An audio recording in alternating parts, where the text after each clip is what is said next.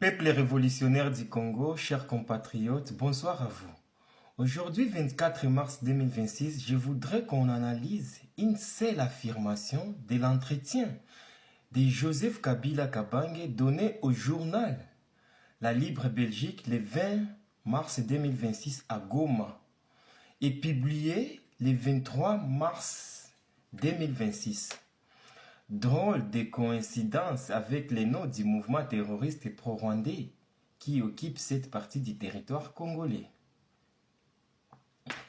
La question numéro 6 est celle qui nous intéresse. Les journalistes posent la question à Kabila de savoir, Monsieur le Président, votre présence à Goma, siège de l'AFC M23, suscite bien des questions. Réponse de Joseph Kabila. Goma, c'est chez moi. Je vous reçois dans la maison que j'ai achetée en 1999. Je répète la réponse. Goma, c'est chez moi. Je vous reçois dans la maison que j'ai achetée en 1999. Je répète la question pour une dernière fois. Goma, c'est chez moi. Je vous reçois dans la maison que j'ai achetée en 1999. Analysons maintenant cette réponse de Joseph Kabila. Selon sa fiche Wikipédia, Joseph Kabila Kabange est né le 4 juin 1971 à Ewabora dans les territoires de Fizi, province du Sud Kivu. Il a une sœur jumelle, Janet Kabila. Son père, Laurent Désiré Kabila, originaire du Katanga, sa mère, Sifa Mahanya, originaire de Kabambare au Maniema, tous révolutionnaires combattant les régimes de Joseph Désiré Mobutu. À l'âge de 7 ans, sous le régime du même président Mobutu, il s'est exilé en Tanzanie où il s'est fait appeler, paraît-il, pour des raisons de sécurité liées à sa clandestinité, Hippolyte Kanambe Mutwali.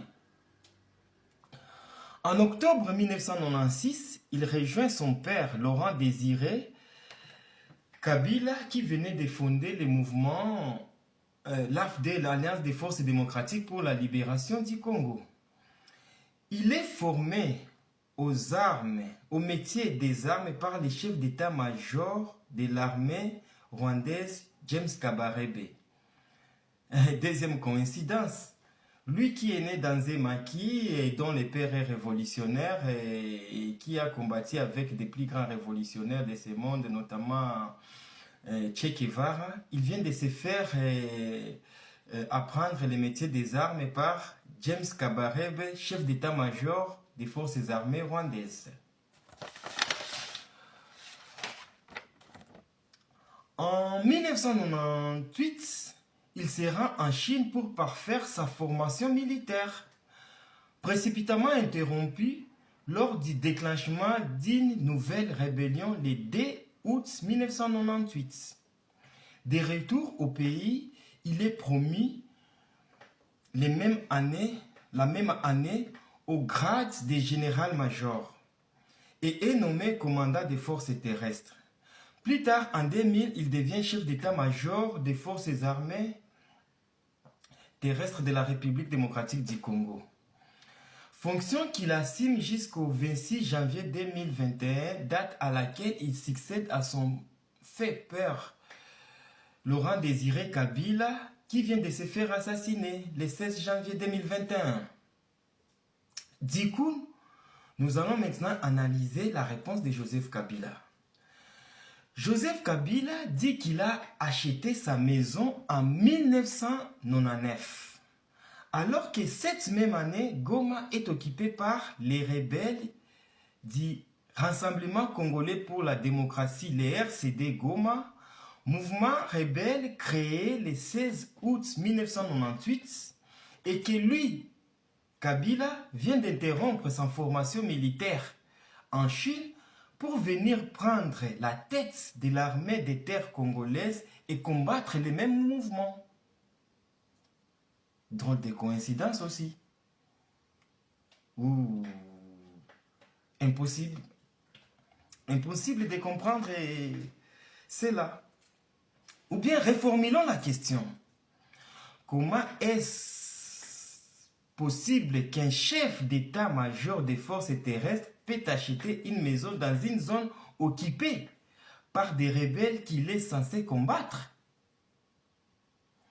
À qui appartenait cette maison?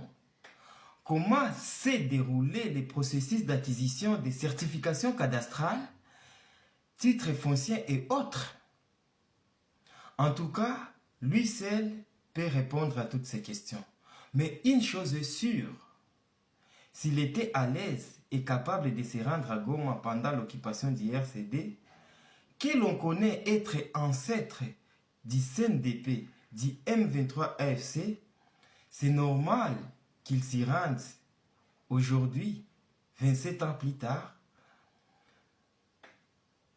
faire une déclaration sous la protection du même mouvement terreau RCD, CNDP, M23 du grand maître Paul Kagame.